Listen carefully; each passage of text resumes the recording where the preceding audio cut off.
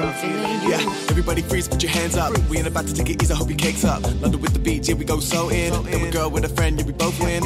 Hotel chillin', yeah, she's sweet. Got the pain and the koozie up in the suite. Taking pics with the side chick, oops, delete. I bet you wondering how I keep it all so neat. Yeah, back in the days, 14 years. Going up London town, yes, no fears. Went on a vacay, yes, it was a teaser. Later found out she was going to Ibiza. Hi, everyone, and welcome back to another episode of Pump Heads. I'm your host, Laura Marie Shanehalls, but you know that.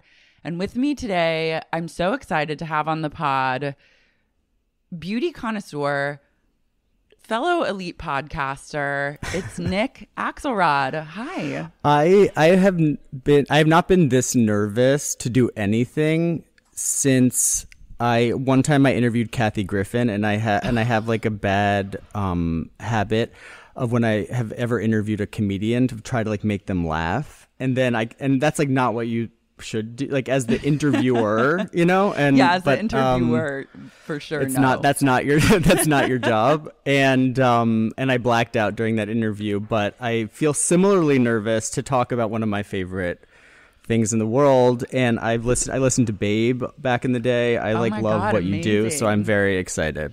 I'm so glad to have you here. Truly, I love people that are in different industries. Like, I want their takes on the show. I hope to reach like a sector of every type of person in the world and get them to weigh in on Vanderpump Rules. So you're part of my ultimate mission plan.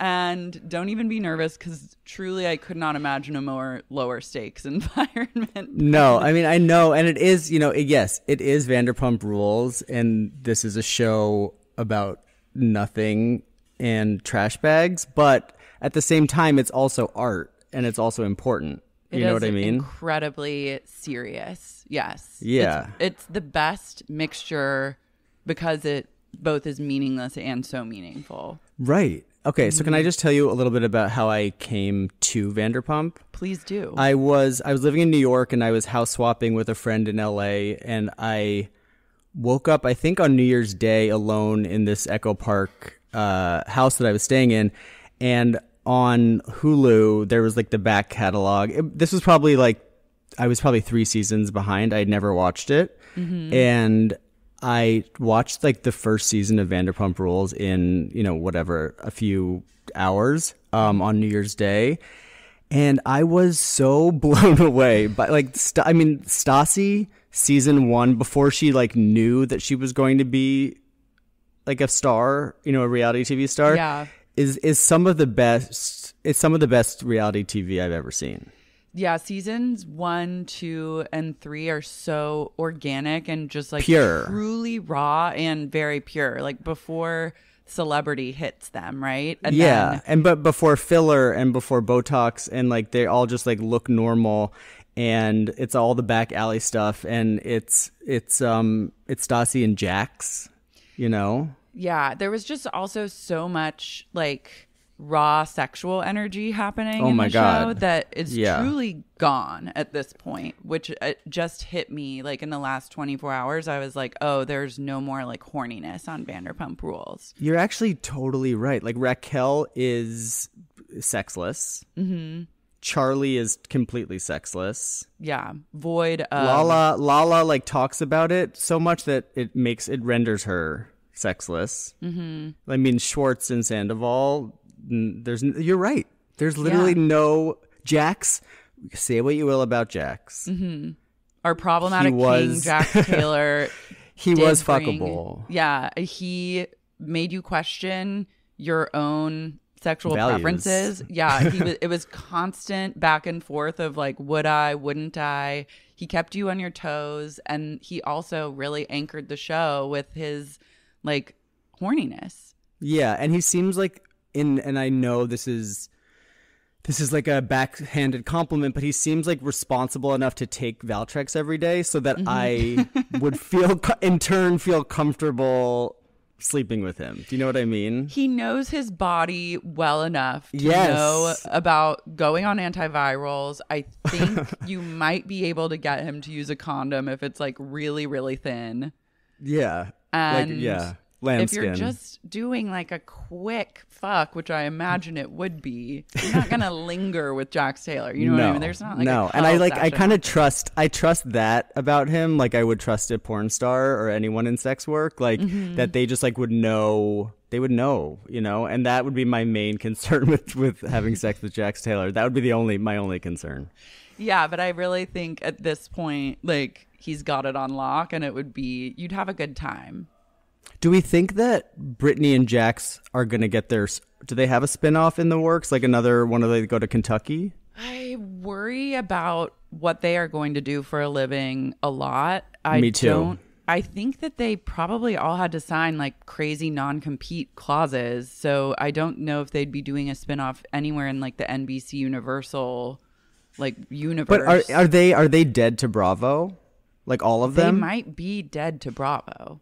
I would watch any sort of spinoff that any like fired castmates do. Like obviously it's my job, but like, yeah, I don't know. I had one. So when I was watching this week's episode, I had one question which I wrote down, which was, and this is like a very, you know, I was a reporter back in the day, and so I like to like figure out like what are the facts that we know, and then what can we like deduce, what can we take from those facts and apply elsewhere.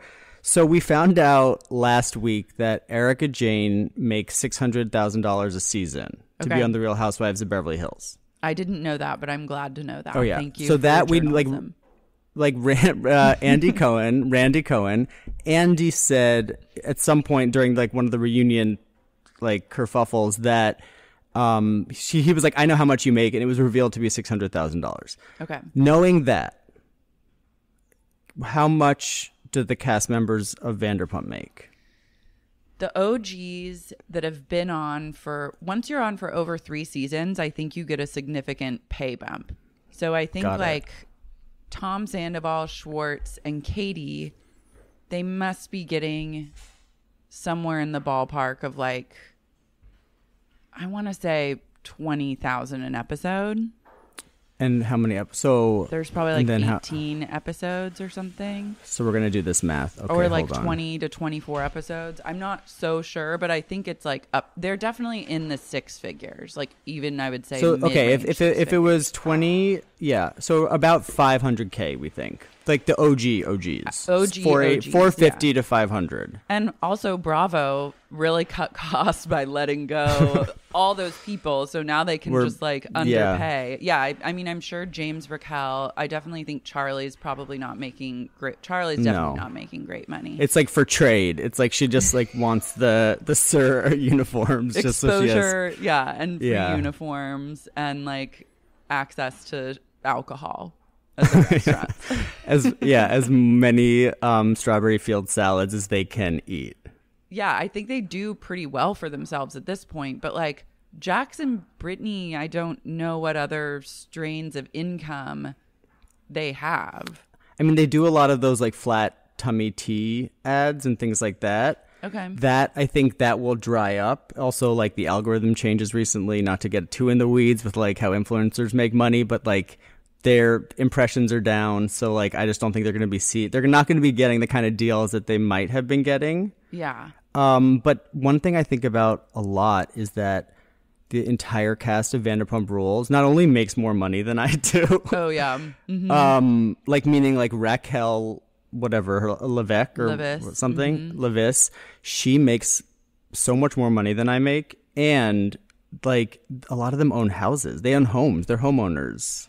Seeing them accomplish like huge life goals and their like ascension to wealth, fame, and stardom has damaged my personal mental health along the way. It's been a lot to get over. I feel like especially the biggest thing was like when Stassi wrote a book and I was like, oh God damn it. Like it was a dark night of the soul for me personally. But like, yeah, the houses stuff is also a hard pill to swallow. But now I'm in a place of just acceptance and it feels good. And they have big mortgages. Huge mortgages and also there's a lot of overhead. Are you really jealous of anyone's house that's on the show? No. I mean, no. You know what I mean? Like, You take You it know, all like with a whenever grain you of pass, like you're like in a neighborhood in LA and you pass like a new construction and it'll be like one of those like crazy white farmhouses with like painted There's white so brick. many. And I'm like, who would fucking buy, like who is buying these white farmhouses? And then Literally No, the the cast of answer is Vanderpump Rules. And everyone that's in their like immediate stratosphere. Universe. Yeah, there's a Yeah. very specific type of LA person that's like attracted and yearns for that kind of nouveau farmhouse. They're like, vibe. it really grosses me out to live in a space that someone else has lived in before. So I just like how clean they are. You know, want like I it just like new how with a nod to the old.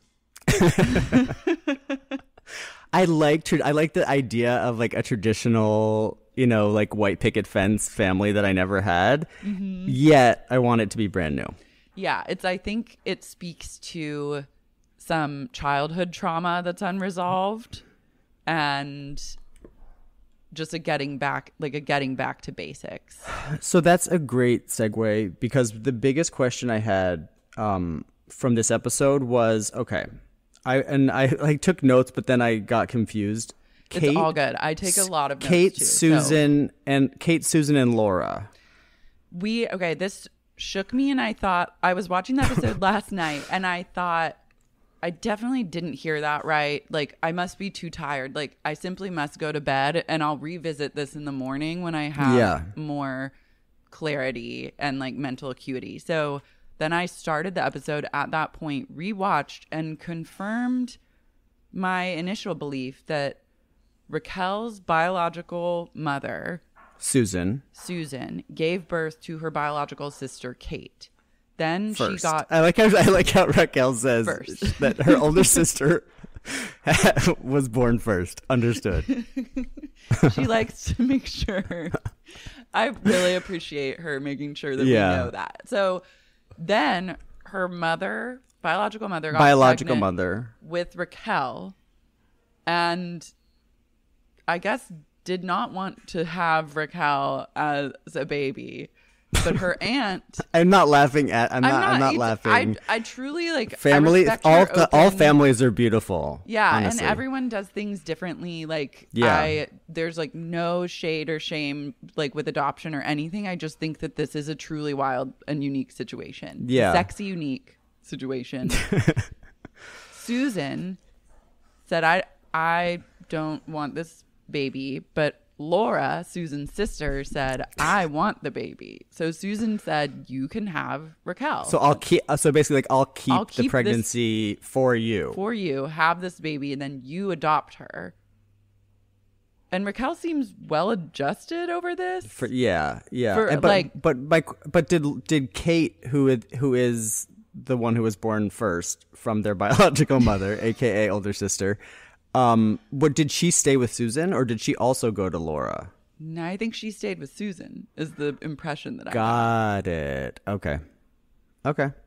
I'm just gonna say off the bat, I hate Kate on Raquel's behalf. I think she's a buzzkill, and I don't like her one bit. Do you like Raquel... the faded the faded black ink like starscape on her shoulder? She's bringing a whole different vibe to the table that's decidedly very un-Raquel. And so I feel like it was a good thing that they were separated when they were. But I'm team Raquel. And even if Raquel won't honor her own feelings of anger or resentment, like I'll carry that torch for her. Well, where did she grow up in Canada?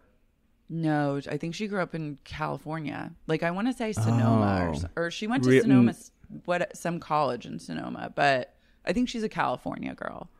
Interesting. I don't know why I thought she was from Canada. I thought her last name sounded like French Canadian. Levis. And she has like she has a Canadian air Canadian about her. vibe. You know what I mean? So we're getting a lot of like shocking backstories like that we didn't used to get. Like with Charlie, I hope to learn more about Charlie's upbringing. Oh my God. They're leading with trauma this season with like the newer cast member additions, and I'm not mad at it. So Charlie, from what we know at this point, Charlie, don't fuck with her. Out of anyone, she's the person. She's not the one to fuck with, right? And that is because she comes from like a very tough background. We think. Yeah, she's from Barstow, I think, which said it all to me. And then and then there's And she just like other knows stuff. people. Yeah, and she's like really been through it, and you just don't fuck with Charlie. Right. I mean, I want to see her parents. Speaking of parents, James's mom's new face. New face. I feel like I'm being energy. a bitch, and I'm not trying to be a bitch about these people and their appearance. This is the place to be a bitch about the cast members. Rules. Okay, good. It's a totally bitch friendly environment. So Jacqueline is James's mom. Mm-hmm. I saw something online being like, wouldn't it be amazing if PK was James's father? Like PK from Beverly Hills is James's father. James's father do have a very similar vibe. Yeah. Yeah. I wouldn't trust either one. Mm-hmm. I would trust PK more. I turned a corner. I turned a sad corner with PK where I'm now like I'm dealing with like a personal attraction to PK. Interesting. I know, it really like his sense of humor and like the jokes that he brought to the table about the Erica situation. That one scene really won him. Like it won him like, more fans. Mm-hmm. He seemed like less like a shyster or like a totally like, you know what I mean? Like a good time guy or whatever. He's just like a con artist. Yeah, I thought, and now it doesn't seem like he is anymore because he was funny. It doesn't seem like that, and he has a sense of humor, and then he's also been like more open about his own financial failings, which then gives you like a trustworthy energy. So yeah, I agree. All of this is to say, he's a one. But Jacqueline's new face. Jacqueline's new face. Her whole. I like that she's leading with positivity. Yes. In everything she says and does, even if she may not really truly feel that. I mean, I think she probably saw, herself on camera for the first time that, 2 seasons ago or whenever we first met Dear Jacqueline. And like the camera is tough. And the camera doesn't lie. The camera doesn't lie. James Kennedy's 22 years old and like all of the hard partying hasn't really caught up with him, from a complexion standpoint. And I think Jacqueline just, compared to everyone else, just saw it and went to a doctor and pumped her. I mean, it could be a facelift, but I think it's just a ton of dermal fillers. Of fillers and some like neurotoxins at play. Yes. And like a new haircut. She has Katie's haircut. She does, and it's laying a little better than Katie's tends to lay. I want to say one of my favorite stories about Jacqueline is from the Doty and James Kennedy era, where Kristen Doty said that Jacqueline stole her credit card and used it to charge $400 worth of Botox. And I thought that's queen shit right there.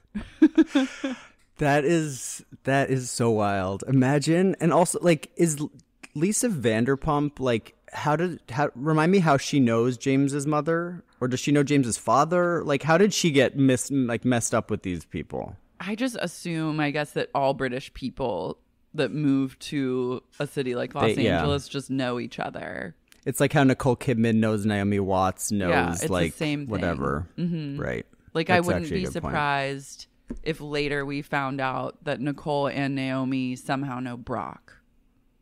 Oh, I completely. Brock is so hot, and it's distracting. You are a Brock head? He's just a little too... He's like too big for me, I think. Honestly, he's not big enough for me. Like, he could literally kill me. He could sit on me, suffocate me, squeeze me like a walnut between his legs. His huge meaty thighs, throw you through a window. Until my brain pops out of my ears, and I would be happy. I'd like die happy because I think he's so hot. I love that. I would like a man to like bench press me. You know what I mean? And I love like if I could lay on a man and he can do push-ups, that also is a turn on. So Brock is bringing that to the table. And he is, I'll correct my earlier statement. He is the only one, I think, on the show who has some sort of sex appeal at this, like, that he does. We're not like, I think we're focusing on kind of the wrong thing with Brock and this like second family. Like, I can't see agree. Sheena, my queen Sheena Shea, like get hurt again. So I would rather just be No. lied to and told that everything's fine and focus on how happy they are. And yeah, I would love to get a glimpse more into like their sex life. Like, if who at possible. 20 years old didn't make mistakes, Yeah. right? Who among us? And if you want to live in America and your Provide a family better wants life to for your live in another family. continent, I like, what can you do? Like, the way that Sheena retold the story was like coming, like our ancestors coming from Russia, you know, like one would go over and like have to trade a pair of candlesticks for like the ship ticket or something. And like, then they would like send money. It's like Brock has not sent $1 back to his family in Australia. Like, he was not going to like the new land to find a better life, you know. Or maybe he was. We don't know. I mean, I think he was trying to play sports. Like he's was an NFL hopeful or something. But then, because I was like, guess where you don't go if you're trying to play rugby professionally? America. yeah, not rugby, but I think he was. But he trying was to gonna play, be in like, the American NFL. football, and then it just didn't work out. But he just realized America is the land of opportunity, True. and you get to And escape yeah. your family, your first. And like, family. where does Brock begin and Jason Momoa end? That's a And great if there's question. room, you know, and like, I feel like he could get. I feel like he has like star power. Brock, Mm-hmm. to me. He also seems vulnerable. Yeah, he cried. I mean, He cries like he's one to watch. Oh, 100%. More so than anyone else. Like, the fact that I was talking about this with my husband last night, the fact that we're like stuck with James Kennedy and Raquel in like the driver's seat. And like It's a that twist we says so, never would have seen coming. it just feels like we've taken the understudies, you know, and put them in, and then that's the new cast. Like, it was not the show I bought tickets for, and yet it's the show. It's the I'm show you're watching. I appreciate Raquel's ascension to being like the star of Vanderpump Rules. Because again, if you had asked me in her first scene, like how far she would go, I would say not far at all. But I like her AI energy that she brings to the table. Like, She I'm said- not this is- mad I- at it. I mean, I guess what she is able to offer is an intense vulnerability, like transparency or vulnerability. Like, she, in the last episode, when she said, this is a quote, "How are you not embarrassed by me?" to James. And then James comforts her by saying, "You're a great talker with your friends when you're chatting." Yeah. Like, don't beat yourself up that you can't make a toast. Relationship You're- goals, honestly. But like that vulnerability is, I think, what makes a good reality TV star. Like, she just Yeah. is saying the most like cringeworthy, truthful things that we all probably feel but don't say. And very earnest. Like in this episode at the start, she goes, "I'm surrounded by friends. I have a festival named after me. I'm going to be the future Mrs. James Kennedy." And she's like, "Life is good." And I was like, that is actually great for you. Like, she's reflecting on a moment of true happiness in her life. But the fact that like Coachella they're treating Coachella like it is Mecca, and that it is like so mind blowing that like they would be able to recreate Coachella like on the same field where they like have seen all these great bands, like that romanticizing like Coachella, which if you've ever been is It's not hell. It's Like, hell, and it's I've also become a had- parody of itself. Yeah. I've had maybe 1.5 Coachella experiences that I truly enjoyed. And then the rest have been a long, like, I wished for the sweet release of death for like the whole time I was there. I went in 2007 and Prince was the headliner. And I left before Prince because I was like, this place smells like fucking horse shit because it's on a literal polo field. And like, there's no water. And I was carrying a backpack and I was like, this is horrible. No, I've never known how to like I've never even known how to approach Coachella from like a looking cute standpoint even. I'm No. like, after I've been standing around and sweating in the desert for 12 plus hours and being forced to walk like 5 miles a day, I'm going to look like shit and also feel like shit. And I don't understand how these other like Coachella girls and guys are like truly killing it on the polo fields looking unbothered. I'm like, how are you doing that? I don't think they're real people.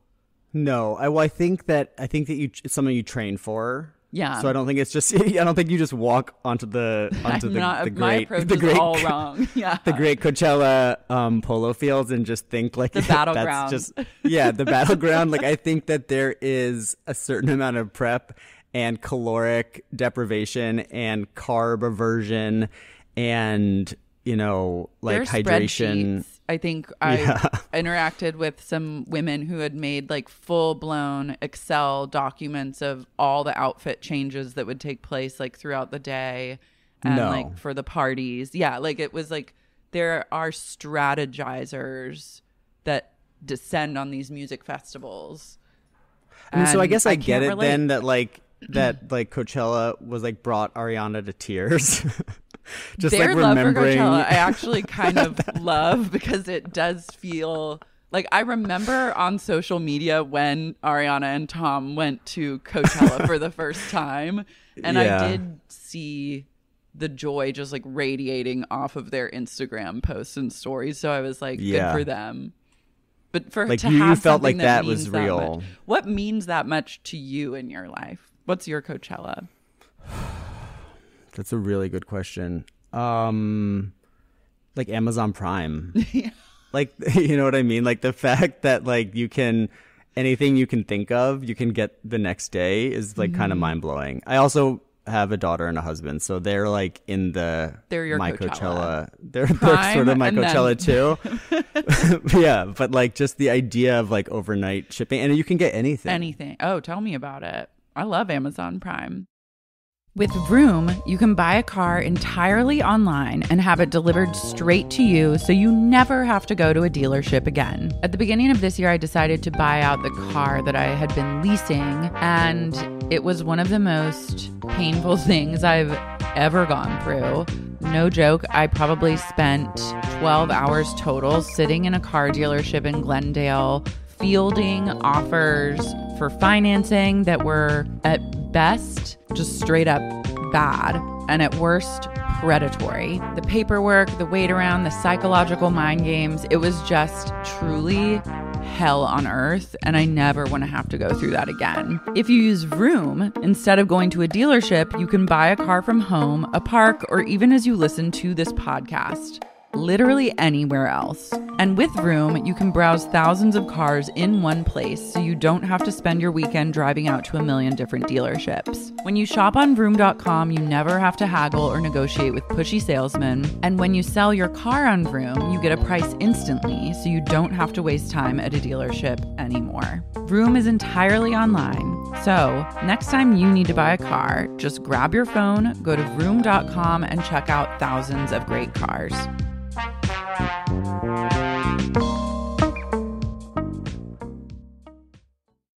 There is no one-size-fits-all solution when it comes to hair care. A product that works wonders for curls might make straight hair limp and greasy. When it comes to my hair, I'm looking for a shampoo that will help me preserve my color, get my hair super, super clean, but not strip it of all its moisture. And I'm looking for a powerful detangling conditioner because this mop of mane gets naughty in the shower.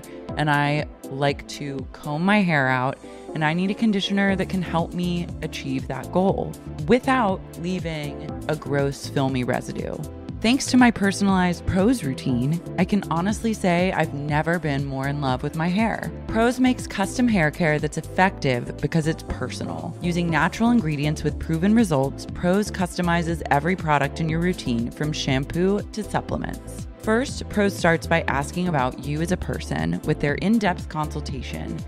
Prose asked me unexpected things like, how often I exercise, what my zip code was, and what my eating habits were. Next, Prose analyzed all my answers and determined what unique blend of ingredients should be in every product of my custom routine. Together, Prose got all my hair goals covered.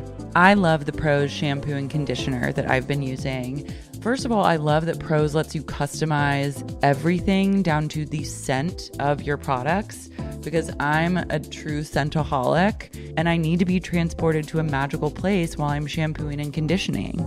And I love the Prose shampoo. It keeps my hair very moisturized, but feels very clean. And their conditioner was surprisingly powerful. It washed out well, it didn't leave a film, and it allowed me to not want to die while combing out my hair in the shower. As a carbon neutral certified B Corp, Prose is an industry leader in clean and responsible beauty. All their ingredients are sustainably sourced, ethically gathered, and cruelty-free. They're also the first custom beauty brand to go carbon neutral. If you're not 100% positive that Prose is the best hair care you've had, they will take the products back, no questions asked. Prose is the healthy hair regimen with your name all over it. Take your free in-depth hair consultation and get 15% off your first order today. Go to prose.com/sup. That's prose.com/sup for your free in-depth hair consultation and 15% off.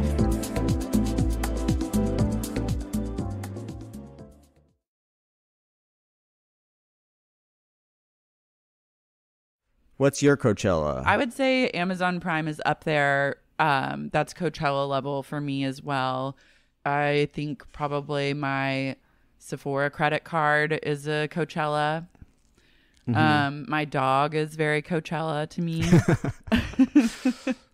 Like a comfortable bed, like a really comfy bed, great sheets, mattress, pillows, cover, blankets. That's Coachella.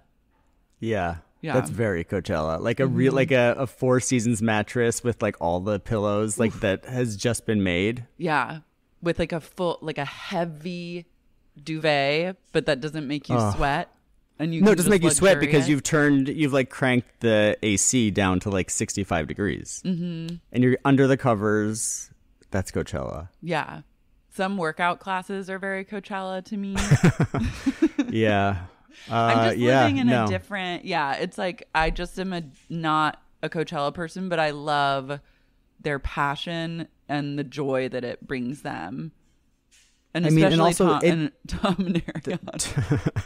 The crying about it, but also the $25,000 that it took to like erect the Coachella on the field. Number one, seemed low. I thought that seemed high. I thought 5,000 max. To get a taco truck, a TP, like margarita bar, Ariel, that dancer. Yeah. Those balloon strings. Those are essential Coachella. You cannot do Coachella without a long balloon string. So yeah, I guess but actually, but you know what probably rang up the most was the fireworks. Yeah, for sure. Fireworks are very expensive, I think. I can't believe that's why I'm like, these people are rich and either are terrible with their finances or they're just so rich at this point that they can blow that kind of money, like just plop down 12.5K each, and it's really not a big deal to them. I think that they are terrible with their money. I do not think that they are rich beyond belief. I don't think beyond belief, but I think like, because Sandoval and Schwartz have to have made, well, I don't know, with the pandemic and stuff, like what the returns on TomTom are right now. No, you're right. I mean, the pandemic was hard on all of us, but it was hard. It was particularly hard on Tom devastating and Tom. To Lisa's to Lisa's empire. We straight up lost Villa Blanca in the pandemic. Goodbye. No one's talking about that. No one's talking about that. Villa Blanca's gone. TomTom was one of the last restaurants in LA to like reopen. Like it opened far later than anywhere because else. They have our safety first. That's all they care about. Public safety is their Coachella at TomTom. Yeah. But yeah, like I think I wonder, because they were gearing up for just like a great 2020 with like opening up the little side area, like a whole new zone of Tom Tom. So now they have to really make it back. But I feel like Schwartz and Sandy's could be a huge hit. I so agree, and I'm so happy you said that. I think like it's a fine name. Get over the name. I like the name. Absolutely now, fine and name. Ride for the name. The fact that like even that Tom Sandoval actually knows who James Turrell is was also kind of mind blowing. That he was like, and I was like, okay, I guess James Turrell's like so basic at this invaded point. The culture. Yeah. Once it's reached like a Sandoval level, you're like, okay, we need a new light artist. Yeah. Seriously. But I think it's a genius idea because I don't even know where Franklin Village is, but I assume that there's not a cool place to go. They're putting it on the map. I think it used to be La Poubelle, but now if I were the owners of La Poubelle, I'd be shaking in my boots. What is Franklin Village? Franklin Village is like, it's right next to Beechwood. I feel like it's between I thought it was in like Valley Village. I thought it was like Franklin Village is that stretch of Franklin, kind of right before you get into Los Feliz, where it's like... Oh, so they're like making another Hollywood bar. Yes. They're that's not opening as smart. on that stretch. You don't think that's smart? I thought it was really smart to like make a bar in like Valley Village. I just feel like that like Valley Village probably doesn't have any good bars, and like there's probably North a lot of young Hollywood, people Valley with money. Village. Yeah. Mm-hmm. Well, maybe it'll expand. I mean, I feel like Schwartz and Sandy's could become like an Applebee's type of restaurant. Like it has what the Wahlburgers couldn't. What the Wahlburgers couldn't do. Will never be able to accomplish. Did you watch Wall Street? No. Am I missing out? Yeah. Okay. It is. Okay. You're the only person that's ever said that to me, but I'm intrigued. Tell me more. Well, what's interesting, and just we don't have to go too deep into it because it's worth watching. I don't want to ruin it for you. Is that like the only thing that Mark Wahlberg is good at is acting, and like every investment that he's made, every bet he's taken on a person has like been totally like a totally bad idea. It's a like 4-episode reality show that was produced by his own production company about how it's like 4 or 5 episodes about how he's like a entrepreneur. Mm-hmm. And it's just so sad. I'll let you. Okay, I'm gonna watch it then because it pops up every once in a while. It's on one of those streaming platforms, maybe like HBO Max acquired it or something. So it's on my radar. I didn't know it was such a low commitment level either. I'm interested. Yeah, I mean it's just sad because it's all the businesses are failing.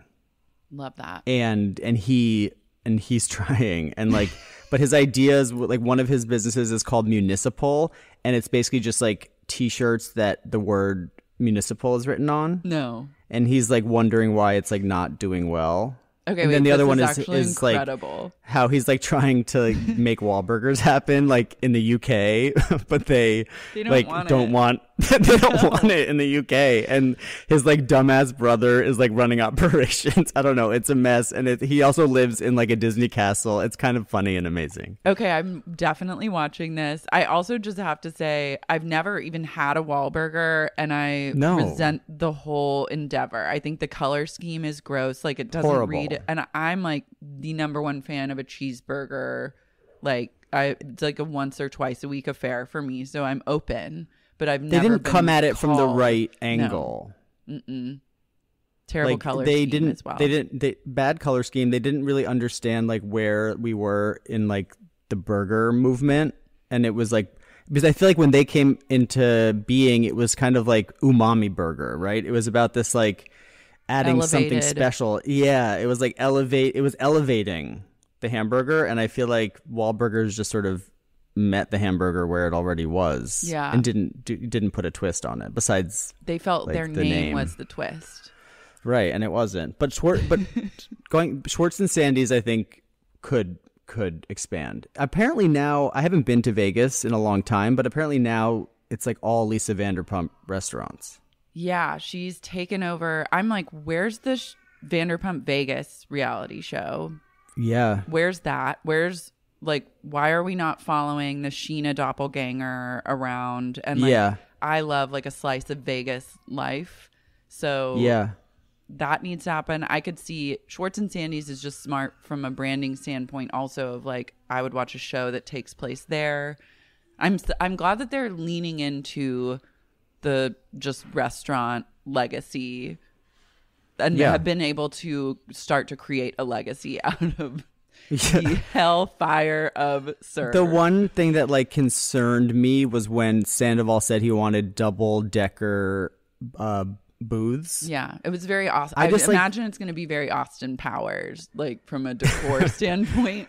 But like, I just like one thing I would be really concerned about, like the construction. Mm-hmm. Like walking into that bar, I would just feel a little uncomfortable with like, are things going to fall down? Permits and because I just don't. I feel like they're not. That's not what they're really concerned with. Like they would make it out of like popsicle sticks and, you know, craft paper. Well, that's also kind of the Lisa Vanderpump way, is if you go into Pump or Sir especially, like there are columns that look like they're marble, but they're really like painted plywood or styrofoam even. And like Tom feels just very dangerous to be in. From an earthquake standpoint, like it's so much metal that could. There's like it's like the steampunk like clocks or whatever. Yeah, it's a whole steampunk wall that could chop you into bits. Literally, you would lose a limb if like the big one hit and you happen to be in there. Have you guys talked about on this podcast about how there's the breakout TikTok twerker who is a server at TomTom? No. Which server is it? So, I don't think he's on the show, but he has long hair. He's a handsome guy who like wears it. Hair? Yes. Yeah, yes. I know. He's served me. He's a great server. I'm excited. Well, he's also working. He's also a really good twerker, and he's like called like Sir Twerks a lot or something like that on TikTok. And he like makes every TikTok challenge like into a twerking challenge. And but his day job is serving. Mm-hmm. The Hollywood hustle. Okay, well, I'm checking him out immediately. I love James, the reveal of the Tiffany ring maybe not being a Tiffany ring. Do we think it was like a Tiffany secondhand ring, or just like a ring put in a Tiffany box? So the core of the matter is about whether it's the ring that makes it Tiffany, mm-hmm. or the stone, mm-hmm. or the place you buy it. Yeah, I don't know the answer to that. So like I actually texted one of my friends who's a certified gemologist Thank God. Before doing this. Thank God. And I was like, is it possible to buy a Tiffany diamond from a dealer but it isn't a Tiffany ring? And she wrote back, why would you do that? So I guess you could, it's feasible that you could like go to a diamond dealer and they would sell you a Tiffany like certified. No, actually, you know what? I can't even justify it myself. My theory is that it was like someone gave back or sold their ring. Like pawned it. Yeah, pawned it, or like, and then that person then sold it to James. And it was a Tiffany ring. It was just like at one point. It was a pre-owned Tiffany engagement ring. Or no, so I think it was. Or just I think that someone. Yes, I think someone pawned their ring, and then that ring was purchased by some kind of like diamond dealer. Probably went through a few different owners. Then that dealer took the ring out of the pawned ring and put it into a new setting and a new ring and sold it to James for $100,000. I want to see that. I want to see that invoice for that. Yeah, I don't believe the $100,000. No. Ring. Also, like to buy $100,000 ring from a diamond dealer, like as a deal, would mean that like retail, it would be like $500,000, like a $500,000 ring. And that ring is not. It's no Travis Barker, Kourtney Kardashian ring. Yeah, I demand more ring receipts so we can get to the bottom. There's so many questions. I just like feel bad for Raquel because it makes her look stupid. Well, I don't think she needs. I mean, I think she doesn't need a lot of help with that. I wouldn't. No, but point just that like going out as around. the one thing that makes her look. No, stupid. true. No, but I just feel like why, punch down. And I feel like to me, like presenting Raquel with a ring and saying it's from Tiffany when there is like an element of truth, but it's not the whole truth, like to me feels unfair. Putting her in an unfair position. It is unfair to her. And I think the thing about Raquel is she would take any ring. Like, you don't have to lie to her. I think she's happy with whatever it is. Like, she's accepting everything James is giving her. So. Yeah. I mean, she wants to be the future Mrs. James Kennedy, which to me, or I would imagine to you, seems like worst case scenario waking up than future Mrs. James Kennedy. To tie yourself legally for eternity to James Kennedy is not the life move that I would recommend for a young woman like Raquel, who is great. Filing a joint tax return with James Kennedy seems like a horrible idea. I hope they are married, filing individually. Yeah. Just for Raquel's sake. I just don't. And also, he's at the nascent stages of his DJ career, and I don't see this relationship like lasting through his ascension to DJ stardom. No, with all the groupies that will no doubt undoubtedly flock to him wherever he goes. Yeah. Speaking of which, did you see the news about Lala and Randall? Yeah, I meant to ask you about that up top, but I'm glad you're bringing it up. What are your thoughts? I have not seen any of Lala's posts since she posted her like Beverly Hills hotel, like walking through the hallways, checking in with like her gays and her baby, which seems expensive. And I'm like, yeah, can you afford to live there? The other day, I did a deep dive on Randall because I was just like, I don't like. Is he like the media seems to take him seriously as a producer in that they're not like. It's not like, remember like Anne Hathaway's like fiance who was like Raffaello whatever, who like was literally a con man. Like the media never took him seriously, but I feel like Randall somehow like he was a producer on like that Power. 10-hour. No, Power and also The Irishman. Mm-hmm. But then I looked like before Power and The Irishman, he like I've never heard of anything that he's ever done. It's and all also B-movies. Like being right, and also being a producer like means that you're finding the money or putting up the money. It's not exact. I mean, like, and yes, if it's a runaway success, you're getting money on the back end. But I just don't think that's how you like amass a ton of wealth by like having The Irishman, which I don't think was any sort of success, and Power, which I think was a success. So maybe he has money from Power, but like how much? Yeah, I don't know. It's like he strikes me also as someone that might be like floating from like huge paycheck to huge paycheck, or like takes out a lot of loans to get stuff done. Yeah. Let's just say I would imagine that being his accountant is complicated. But he also like was, I think, the inspiration for Turtle in Entourage, which was all based around Mark Wahlberg. Yeah, so he also has like Wahlberger's energy. He does. Maybe that's where he learned like all he knows about business is from Mark Wahlberg, which would explain producing The Irishman. Which is like, it's De Niro. What could go wrong? He has, it's like he has a few clout markers, but then everything else is so shady. I still don't understand how like movies that go straight to streaming, that like who watches those and how do they actually make money? It seems like money laundering to me. Yeah, I think I would imagine that, and like the fact that Randall's saying he wouldn't invest in Schwartz and Sandy's, like I feel like anyone who invests in restaurants is also like misguided, because I feel like restaurants it's like investing in a fashion business where it just seems like not a great way.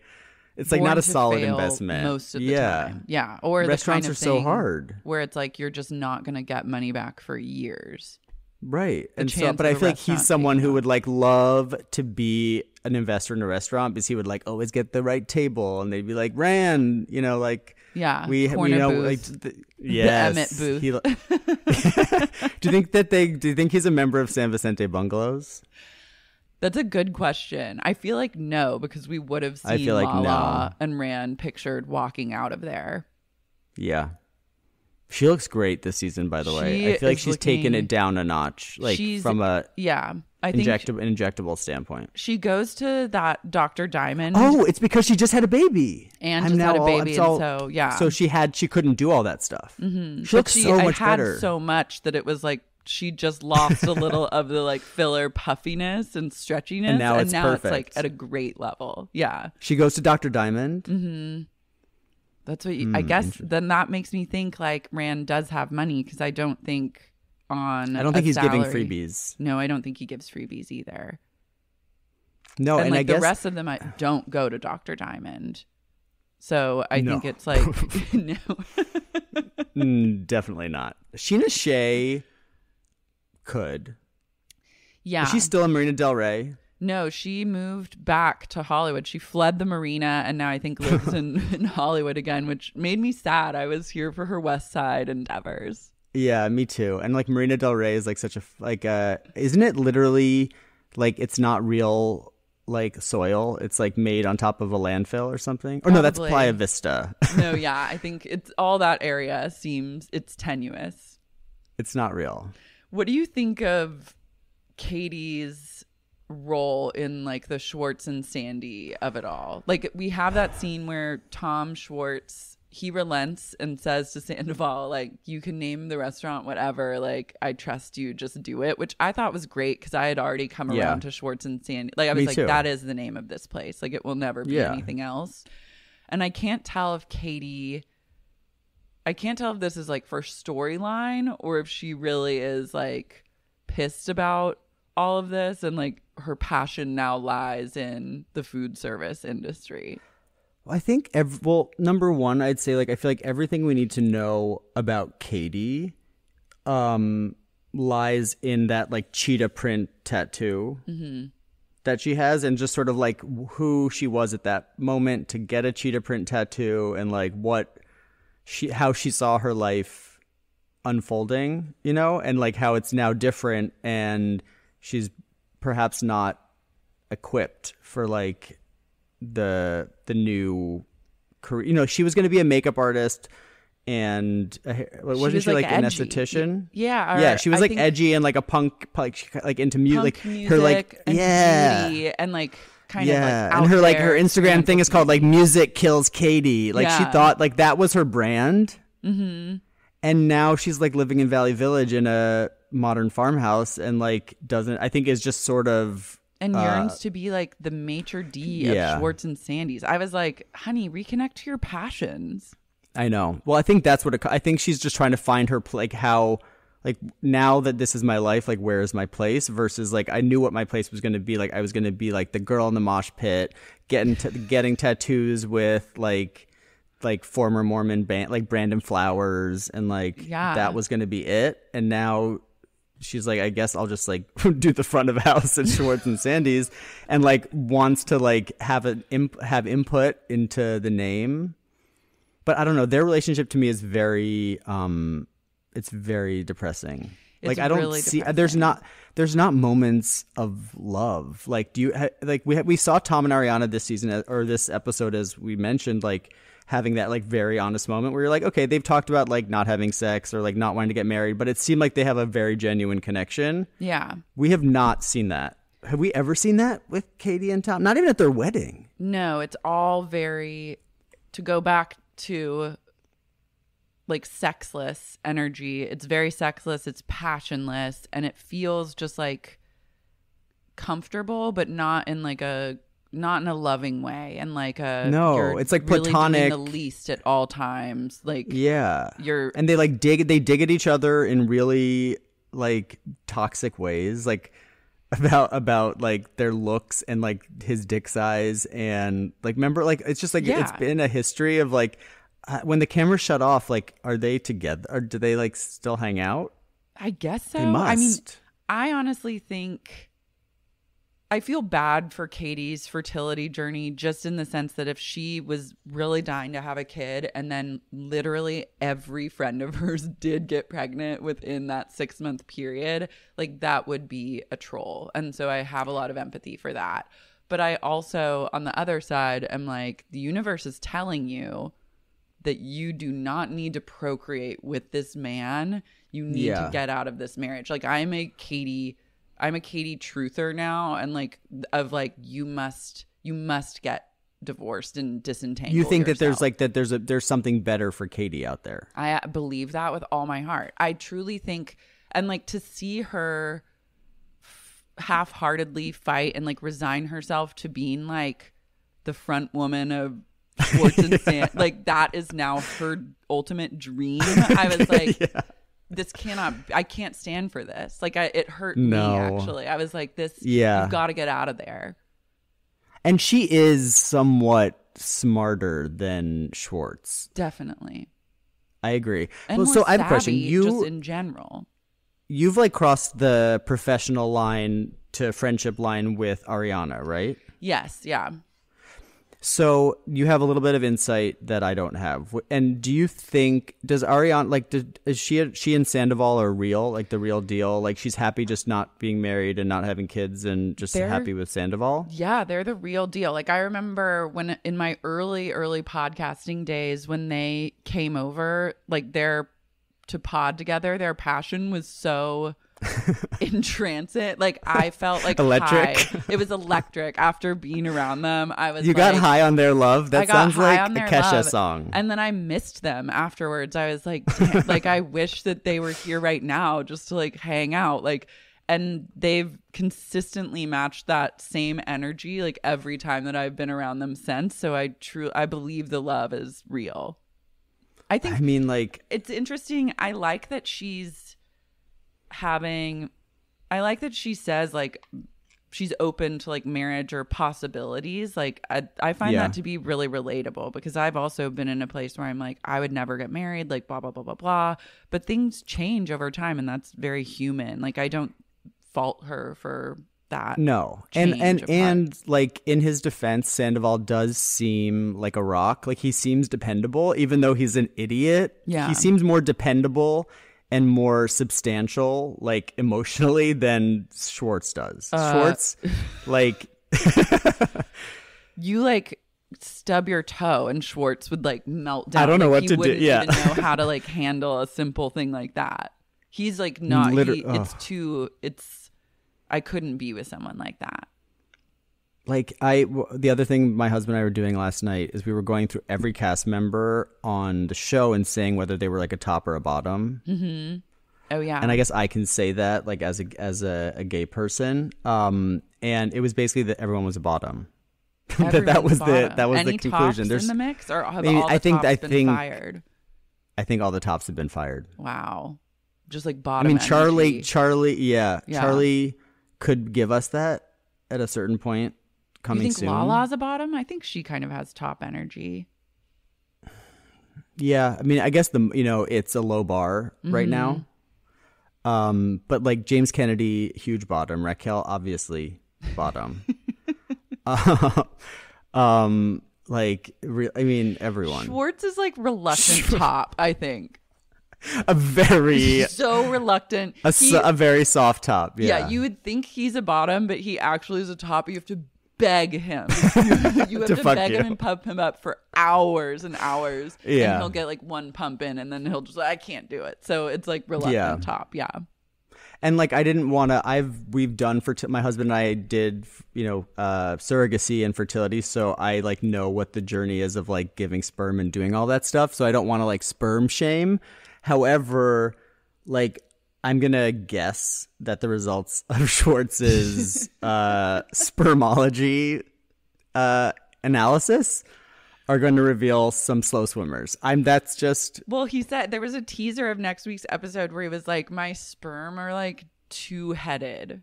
Like I'm like, Katie, literally every sign is pointing to get the fuck out of this. Yeah. You cannot procreate with this man. You're in danger, Katie. You're in deep, deep danger. Run for your life. Oh my God, run. What do you feel about Brock, the Lala versus Brock? Yeah. I mean, I think Lala brings up a good point, which is that like you should be going into any relationship with someone who has another family that they haven't seen in 4 years with your eyes open. Yeah. And not to assume that the past will not repeat itself. That said, I think Brock seems like a good guy. Mm-hmm. And I think that his ex-wife or his ex-baby mama or whatever does seem like she didn't want him in their life. So I'm like, I think Lala's meddling. And also, doesn't Randall have like 10 other kids? Yeah, he has 2 other kids with another like young blonde actress type. So I'm like, this feels very like pot and kettle situation to me. Yes. It's a Lala Kent on her high horse, and there's only one direction you can go from there. Want the can't stop, won't stop watching sort of stuff? You know, the dramatic stuff. AMC Plus has it all. Would you go to war for your family? Don't miss Kin, the all-new Irish gangland drama. Ready to raise the stakes? Catch up on the latest episodes of The Walking Dead's epic final season. Nostalgic for TV's golden age? AMC Plus is the home of Mad Men. Plus, meet a sitcom wife like no other in Kevin Can F Himself, starring Annie Murphy. Available ad-free on demand and on the platforms you're already on. Sign up today at amcplus.com. AMC Plus, only the good stuff.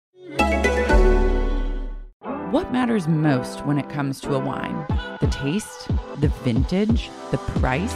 These are all important, obviously. But what about the story behind the wine, the makers, and the ones told with friends while enjoying it? You deserve those too. Introducing the Prisoner Wine Company. The Prisoner Wine Company insists on doing things differently. Like 20 years ago when they decided to combine some of California's best and most unusual grape varieties to make a bold and complex blend, aka their namesake wine, the Prisoner Red Blend. From the shape and weight of the bottle to the label featuring Francisco Goya's artwork, every detail is striking and memorable. The wine, smooth, rich, and approachable. And now, the Prisoner Wine Company will ship all of their rule-bending blends, like the Prisoner Red Blend, the Prisoner Chardonnay, and Thorn Merlot, direct to your door. Although I am currently on my year-long drinking hiatus, I've been known to chug a red wine or two back in my day and enjoy them very much.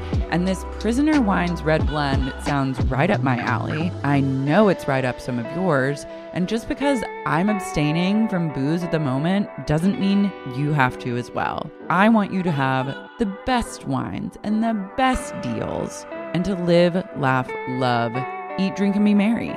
And The Prisoner is one of Napa Valley's most recognized red blends, and the Prisoner Wine Company has been featured in Wine Spectator, Forbes, and Food & Wine. You've got to experience these wines for yourself.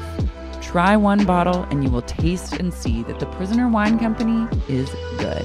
Go to theprisonerwine.com/supod for 20% off plus shipping included on your first purchase. Get it in time for the holidays. This is the best deal they have available. Get 20% off plus shipping included at theprisonerwine.com/supod. That's theprisonerwine.com/supod. Offer is valid on first-time online orders only for U.S. residents of legal drinking age through 12/31/2021. Other exclusions may apply. Please enjoy wines responsibly.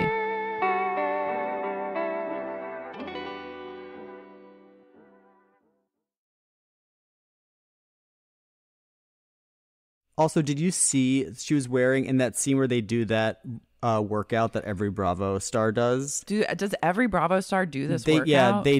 It's because it's like weird and like like they'll have like funny it's like, things. We can film it. Yeah, but yeah, they did it on Dallas. Okay, I was like, I want to do this workout because I think a lot of celebrities do it too, and I haven't got. I believe it's similar to M Sculpt. Or it's like kind of that same idea. It's like it's simulating like hours of crunches or something. Muscle contractions. And I was like, I definitely right before we got on this Zoom was doing like a Los Angeles search of where I can go get this workout. And I think I found a location that's close by. I just think that like that workout is the kind of workout where people say, oh, I feel like this is something that celebrities do, but the actual people that they've gotten to like endorse it are like Alyssa Milano. Yeah. I mean, I think if you're a celebrity and you're doing that workout, you probably just bought that machine and then you and your trainer do it like 3 times a week in addition to the other like 10 hours a week you spend working out. Like, right. But also, not but like so a thing did you that notice? do like once or twice? No. Did you notice Lala's hat? Mm-hmm. It says that was so trashy. And I like looked it up online just to see like where she got that hat, and it's actually it's her own like merch. I was gonna say, I believe that that's a line that she might have said. I didn't know that that was her tag. I didn't know that that was so trashy is also like not a good catchphrase. Like that was so trashy. What was so trashy? Like what are we talking about? I can't remember did what you know? she was talking about or what it was in reference to, but when I saw it, I was like, I'll bet that is her own merch. Like but it's not like it's not attempt. like It's a very yeah lazy attempt. I mean, to me that branding. that says everything that you need to know about where we are with like the cast. Is that like that is the best like that's the best tagline. A better like, hat would remember even Jax? be like give them Lala.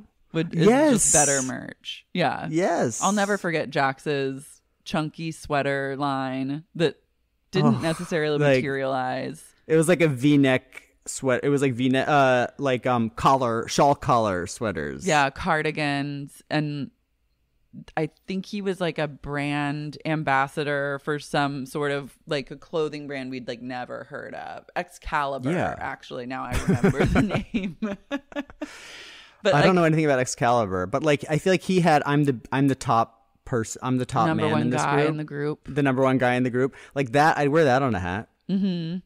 Because that has like heart. I feel like that was so trashy. It was about a specific thing that was trashy and not something that she like would always say. Nor is it a particularly like it's not astute tagline. observation. Yeah, it's not a tagline. If it's something that anyone could say and it sounds fine coming out of their mouth, like you should not brand like your merch around. Honey, that. that's not a tagline. That's just it's just a sentence.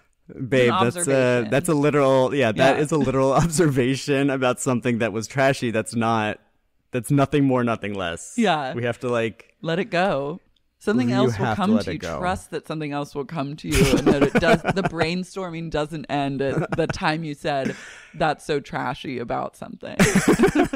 No, I always say this about like people who have good ideas are not like protective of their ideas because they'll always have good ideas, right? Yeah. So it's like, fine, you take that idea, whatever.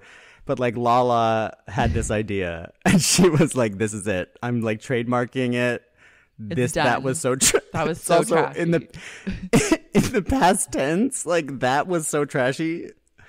It makes no sense, actually. I mean, here we are on a Vanderpump Rules podcast and we don't even know like what episode or like moment like I can hear her saying that, and I remember knowing her saying that, but it was not like I don't like what did fans message her and be like that was incredible. Like who's encouraging her in this endeavor? Because if it was you and you're listening, you need to stop. Like stop in your tracks. Please. And like you need to not watch Bravo anymore, probably. That was give them Lala. You can't even the sad fact is you can't buy a Give Them Lala hat on her website, and you can buy a That Was So Trashy hat. How much are the That Was So Trashy hats retailing for? 25. Okay, sensible. Right? The sensible price point. Yeah. Yeah. Not mad and at her book on her website, it says that her book was a USA Today bestseller. Which, that's not for nothing. I'll tell you what, I'm not a USA Today bestseller. I don't know if I am or not. But I was glad I was glad secretly, or not so secretly, that she didn't make New York Times bestseller. I know, that would have been like a sad state of affairs. Who is she comparing herself to? Stassi? I guess so, yeah. But also, who did get on the Times list? Stassi, we're not ready to be given Lala in that way at this time. But again, it was like she is not thinking these things through strategically. No. Some people need to wait to write the book. She could have waited like 5 more years. The book would be far more interesting, especially it's like you haven't even seen this Randall relationship through to its like end, which now she actually has a book to write if she's breaking up with him for good. That's so true. Like, we need the breakup book. I know. What I was like dying when she confronts Sheena in the baby clothing store about Brock, and Sheena's response for like how much Brock actually does care about his other family is she says Brock thinks about them all the time and he drinks out of a coffee mug with their faces on it, and they are the background of his computer screen. In today's in the world we live in, that says more about our culture than it does about Sheena and Brock and his love for his kids. Devoted father. They're like, that's her, like, that's like literally his lock screen. Okay.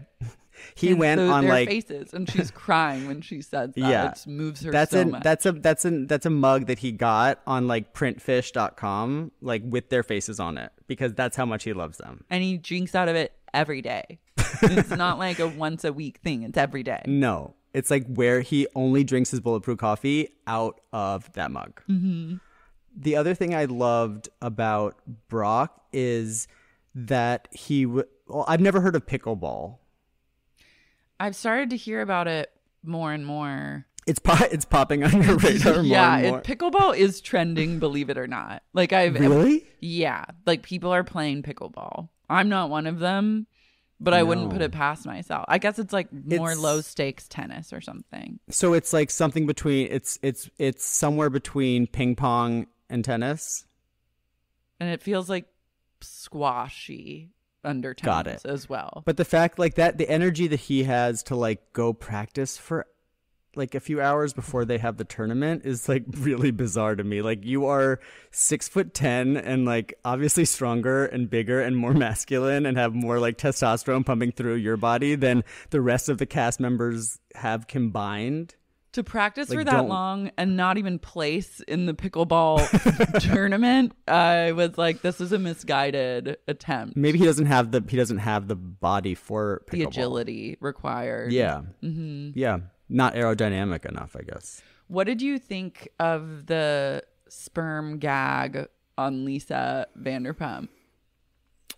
I think it's moments like those that are actually the most uncomfortable for me, when they think they're like, when people on this show think that they're funny. I thought that it was actually the sperm at first, like, because I guess the Bravo showed like a teaser where it was bleeped out or something, and I was I literally was like, oh my God, like they would just show their sperm to their employer or whatever, and I was like deeply uncomfortable, and then I was like, oh, just a trick. But I also like how you're still thinking of Lisa as their employer, like as if there are still like lines and like lines that have yet to be crossed. Well, she is like their boss still at the end of the day. I mean, isn't she like the True, executive producer of this show that they're on? True. So like meta boss, like real boss, all sorts of boss. But I just feel like Schwartz has talked about how he wants to like have sex with her all the time, and even has so like said makes it to sense that, Ken. like, he would just give Is her... Ken still alive? He is. He's not appearing on the hanging show on. right now. He was in this episode very briefly, I think, standing at He the was? bar, like ordering a drink. Oh. Yeah. At least he's standing. He's hanging on. They've like hanging in they there. propped him up like Weekend at Bernie's style. They put a stake in the ground and they tie Ken to it and then just leave him there while Lisa and everyone else films their scenes. That's fair. And they put him on, like, they get like a dolly and they just like put him in like when the scene starts. Yeah, just put him and sit him down in the chair. Poor Max. I mean, like, the fact that Max is even entertaining an apology from James Kennedy when the things that he said were just, like, so mean and unhinged. Like, you're fat and nobody likes you. He called him a fat cunt. Like, that is, you've crossed the line. Like, I'm not an angry person, but if I like get in a really throwdown fight with like a sibling, like I might cross a line, but I would not cross the line of like fat cunt with like anyone. No, And I've if you like been. do, I've you been need to like rethink. it's been drilled into my head that you can't use that word. The C word? Like the C word. Like as a guy, like it's a really bad thing to say. Really? Oh, I think it's a great word. No, maybe, but I feel like it's okay for you too. But I feel like it's very uncool. I don't know. Maybe I'm wrong about that word, but feels British to say it too. I think the Brits feel differently about it. Clearly. And then, but like for him to like also use it on like it's like it's like guy on guy C-wording. You know? Mm-hmm. Is like also like they're both C words. Also, like, that's to bring it back, that your boss's son. I feel like he says it like in front of Lisa. He's like, that's why you never had a girlfriend. And I'm like, that is your employer, again, is right here. Lisa's like reading the text messages and she's like, so you called him a fat cunt. He said you're fat and you'll always be alone forever. And like all these like horrible things about her son. And she's like, you really should apologize. She's like, that is not fair. It's like, Lisa, I think your Lisa anger got kind the of better likes of you to humiliate Max a little bit. Well, he still works. He's like still a busboy, and Pandora is like the face of Vanderpump Rosé. Mm-hmm. Yeah, Max is pretty low on the Vanderpump Empire totem pole. Yeah, but I'm wondering, at least he has a storyline. Well, I guess he had a storyline last season too about finding his birth family, right? Oh yeah, did that ever go anywhere? I don't remember. I feel like it was one scene. I like that they continue to try to work Max into this show. Like, will it ever take off? TBD, probably not. But I like for Max that he did get an Oculus, like the newest Oculus. I feel like that he'll have fun with that. And then he gets to be in a power position, which I think makes him feel good about deciding not to take James back as a friend. I mean, but James is like, he's so like, there's something very deeply unhinged. And I know that's like stating the obvious, but like, imagine like being completely sober and like all of those, like typing all those words out to your dear friend, to your boss, and also who is also your boss's son. Yeah.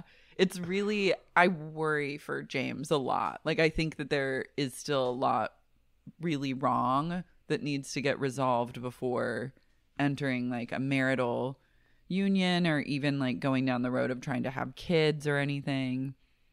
Like, even the way he bosses Raquel around a little bit when they're in the car and he's like, well, that's the last time you're wearing that ring to work. It's like, don't ding that. Like, I was just like, I worry for her. I mean, I worry for her, but I also think in some ways they kind of deserve each other. Work together? Or, yeah. Like that she, I think, needs to be with someone who like brings that kind of energy. Like because she just has the opposite energy. Mm-hmm. Oh, I also screenshotted the text messages that James wrote to Max. I want them framed. Like, someone needs to make art over them. I mean, like, this is literally like a Richard Prince. It's so good. Yeah. It's you're fat and nobody likes you. You're a miserable cunt and you always have been. You come outside, you fat prick. All I could think about is how fat you look. That is like so deeply toxic and like so mean. And also, like, not to mention that, like, Lisa is wearing a full, like, Paula Poundstone blue satin tie and, like, dress shirt while she's, like, reading these text messages, which also just added to it. But he's so mean. And he probably says the worst things to Raquel that, like, you'd ever hear. Oh, absolutely. I think he just, like, rages first and asks questions later. And it's interesting, too, that his rage and, like, cruelty is far worse than even Katie's at her most tequila Katie. Like, she wasn't going down this road. You know what I mean? No. These are James like things that you can't bounce back from because you're just like, God, you're so fucking mean. you can't walk back. Yeah. He'll say the worst thing to upset you. Like when he said whatever he said to Katie last season that got him fired. But the fact that he still wants to like DJ at Sir, I guess. I feel like there are bigger venues that he could DJ at, like just from being DJ James Kennedy up from Vanderpump. I think he could like DJ at Hollywood nightclubs at this point. Yeah. Like they would absolutely take him. He went on Watch What Happens live last night, and I guess he, like his post, I just saw what he had posted on social media, and he was like, Andy thinks I'm going to be a huge DJ, by the way. Like, and I just love that vote of confidence. I think so too. So I'm glad to be on the right side. So here are his upcoming dates. Okay. He's at the Blended Festival in San Diego. He's in Cincinnati on October 29th. Then he's hitting up Indianapolis on November 5th, and then Omaha, Nebraska on November 6th. So I love those markets for him. Yeah. But I mean, like, I bet those are, like he could probably make so much money from that. You remember how it was on the Jersey Shore, Pauly D was the one who actually was making the most money because you can just charge so much for these and like you don't have to do anything, and he actually had a skill that no one else had. Yeah. Maybe James Kennedy is the Pauly D of Vanderpump. I think he might be, because also and Jax is the Situation. Mm-hmm. Sandoval and Schwartz are like Vinny, kind of. Yes, totally. Or Schwartz is very Vinny, at least. Yeah. And then who would be Snooki?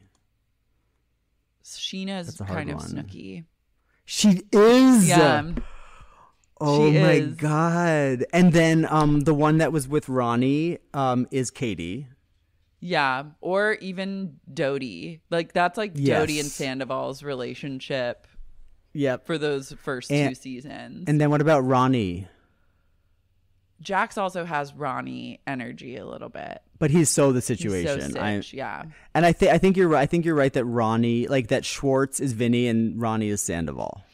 Yeah, but Ronnie also was like incredibly abusive, so I don't get that vibe from Sandoval. No, you're right. So he does have a little Jax in him. Yeah, Sandoval's also kind of Pauly D, just with like the manicured. Yeah. Yeah. But they are maybe very Jersey honestly, Shore adjacent. Yeah. And like probably James Kennedy will have the last laugh. I think so. I mean, I think I can see like his career going places if he aims a little higher than Sir and Tom. I mean, I wonder, how there's like now the skinny girl clause in all the Bravo Housewives contracts? What's that? So I mean, I say this like I know this all for a fact. Oh my God, I did not know. So basically, like after Bethany like sold Skinny Girl and whatever had the big cash windfall, apparently any subsequent contracts that were signed for like new housewives included a stipulation that like if you launch a brand like after appearing on the show, like Bravo gets a piece of it.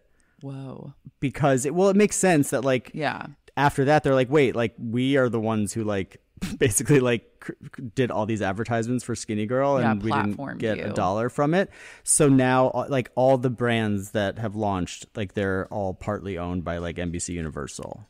Oh, incredible. Which is interesting. And so I would just wonder whether similarly with like these guys, whether like Bravo gets a piece of like or decides or has any say at like what kind of gigs he takes.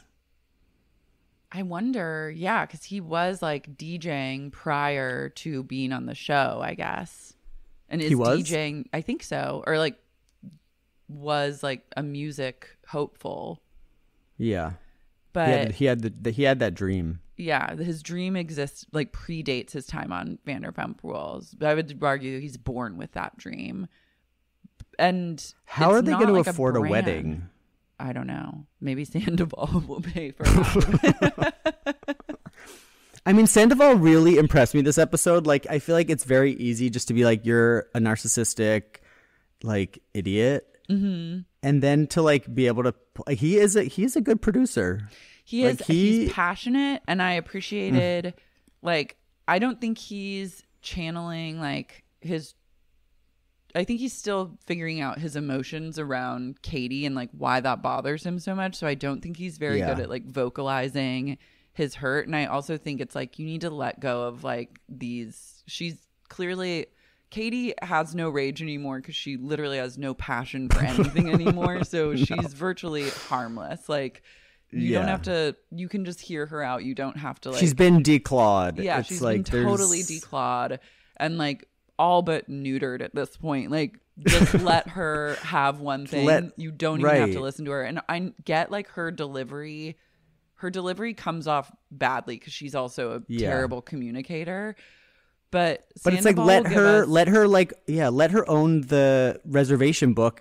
You don't even have to take reservations. Just let her think she's like penciling people in. You know what I mean? Let her stand there and like wear an apron and say hi. She'll probably get sick of it after like a couple times. I like how he was like, well, you're not the most, or it was her own husband who goes, well, we all know you're not the most sociable person. Their relationship Thank is. you, Schwartz. I just really want to think that there's a lot of love there when the cameras turn off. Maybe there is, and that's just what we're missing. Like they now just have to play these roles for the show. Yeah. But I mean, I even had them on the podcast early days. What was that energy like? It was the same. It was like they got in a fight about like eating pad thai. Like no. Yeah. Like it was still. So it was not like there was not the like electricity that you experienced. No, there was not electricity with Ariana and Sandoval. Sandoval. Yeah. No. That electricity was nowhere to be found. Interesting. But yet they're still together. Yeah. Here we are talking about their love in this, what, Year of 20th our Lord, day of October. Yeah, deep into 2021. They've like outlasted most. Who will be the first divorce? Great question. I mean, James and like I don't. Do you think that they'll have the wedding this season or will it be next season? No, it would definitely be next season. Right. I don't so know. Then if I think they'll make it to the altar. To the altar. Yeah. That's an interesting twist. I'm ready to watch like that process for sure. I feel like she'll get cold feet. And they won't like they're gonna break off their engagement. I don't think Maloney and Schwartz will get divorced. I really don't. That's not how I feel. And I don't think Brittany and Jax will either. Yeah. I mean, I don't think Brittany and Jax could even like afford to get divorced. No, not at this point. Like, I feel like they'll just fade away and like move to Florida or somewhere like that. And then I don't know what they'll do.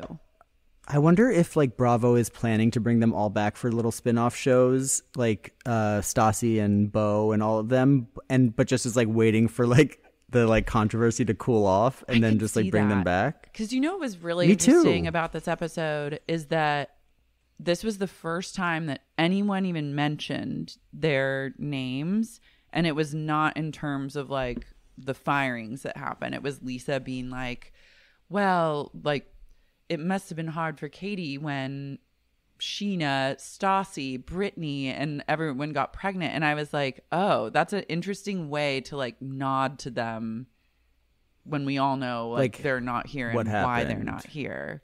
Yeah. So that actually makes me think that they could just be waiting to like reintroduce them like next season. It's not. Yeah. I mean, I wonder if ratings will be so dismal like this season that they're going to have to bring some people. Like they don't have stars. Like they have Brock, who I think has it in him. Mm-hmm. If we like go back to Australia for him to reconcile with his bring the mother and family. The kids here and do like a bring Brady her, make her bunch. Do she Brady gets a job bunch at with she Sheena. gets a job at what if she gets a job at Sir? Yes, that's the answer to marital bliss. Finally, and, like, her healing side. family. I need Summer, Moon, and Summer, Honey, and Winter both together, sisters. Yeah. No, Summer Moon. Summer Moon. Honey.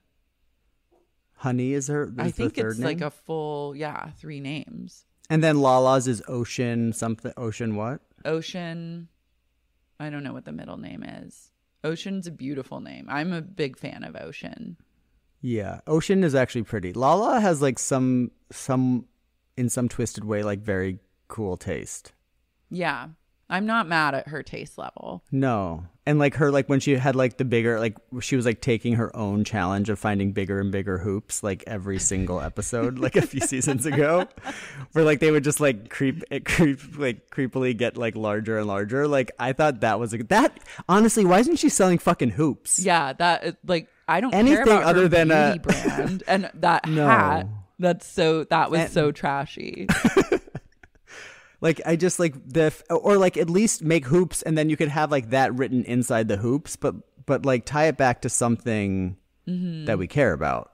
Yeah, I know. I also wonder like who will she date if she and Randall truly break up, which I also feel like maybe they're not. It's just they're going to be on attention and a ratings. They're going to be on again, off again. Yeah. Yeah, but I'm like, where does she go from Randall? You would have to, you would think that she would try and go like an upgrade. Well, you've heard that Erica Jane is rumored to be dating some like Vegas casino owner guy, like rich Vegas guy. I like always had a feeling that Erica Jane was going to find someone richer and like be totally fine. Yeah. It's not like she's going to be behind jails and poor and like looking at those like studio apartments in Hollywood. She's like, and like these reality stars are going to find like guys who want to shower them with gifts and like maybe be on a reality show or something. Yeah. I feel like Lala could easily date someone even more wealthy. Yeah. Push comes to shove. I wish the cameras had been rolling like during this time. I know. But, you know, honestly, though, this season, we got not only like Erica Jane unraveling on TV, but we also got Jen Shaw arrested on camera. And I feel like we can't ask for that's making up everything. For like, yeah, I guess like a lack of substantial drama on Vanderpump Rules. But I'm still not mad at the season so far. Like I'm enjoying myself and I'm laughing and it feels good to be back. And it's like for once, like COVID doesn't exist. Yeah. And they're not even pretending to wear masks. Yeah. And they get to live their dream, like partying on the Coachella polo fields. So like, thank God for COVID, I guess. Yeah. I mean, I feel like to me, I was thinking that like the gift that is like Jen Shaw getting arrested on camera for fraud is like making up for COVID. But I guess really it's experiencing the joy of the Vanderpump Rules cast being able to go to Coachella, you know, and just have the whole polo field to themselves. Like that is really the meaning of the season. Yeah, party in Palm Springs with abandon, and like I love any time that it shows them having to clean up after themselves. Yeah, like the dirty dishes in the sink. Just making messes everywhere they go, and then like yeah, they can still rent a really nice house, but they're at the end of the day always going to have to clean up their own messes. It's grounding and it is pure Vanderpump energy. And the question is really like, are they taking out the trash or is it the other way around? You know what I mean? Yeah. What is going to happen with that security deposit? Speaking of which, small side note, I rented with a few friends for Labor Day this really fancy house like 45 minutes away. Like everyone had kids. It needed to be like a huge house. So it was this huge like crazy estate in Somis, which I don't even know where that is. It's in Simi Valley, and I'm currently embroiled in a very heated exchange with the owner of the estate because they're claiming we broke a coffee maker and they took $400 out of our deposit. We didn't even use the coffee maker. Also, what kind of coffee maker is $400? Great question. Like I even Googled coffee pot maker? Yes, I even Googled the coffee maker, and it was like $299. I'm like, is she charging tax and shipping? Like, yeah, but we also didn't use it. Wow. So I feel like if that's and we like really left no trace. If that is what's happening to me, I can only imagine what's happening to their security deposit. They're getting raked over the coals. I hope seriously. I hope that you find justice in this coffee maker situation. I like still haven't cashed the deposit refund minus the $400 because I'm like, should I go to small claims court? Is it you know what I have? Like I Judge have Judy.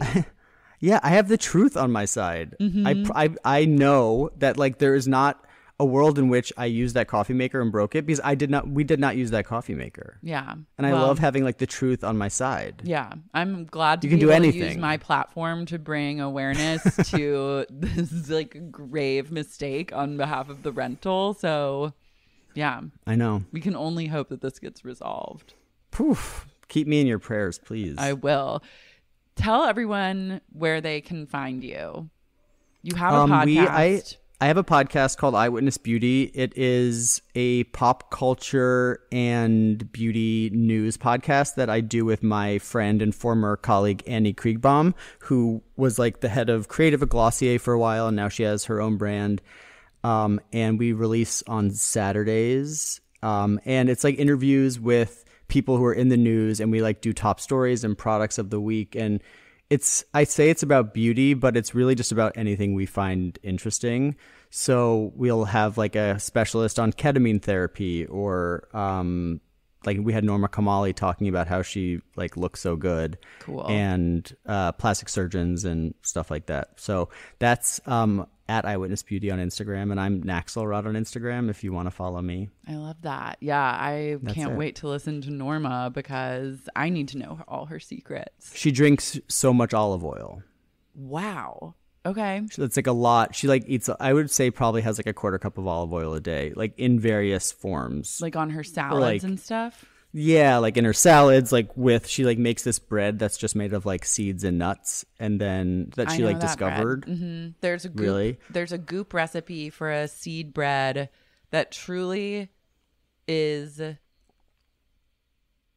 the most fibrous thing that you could possibly eat, but it like resets your system in such a way that you've never felt healthier after. It's all it takes. Say no more. 2 slices of this loaf that'll last you. The loaf lasts you a week, and you do 2 slices a day. It'll change your fucking life. Yeah.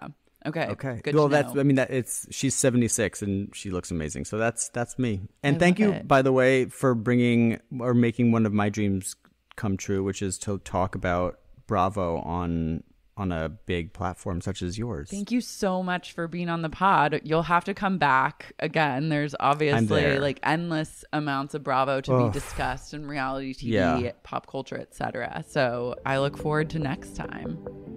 Definitely. All right. Bye. Ain't nobody got me feeling like I'm feeling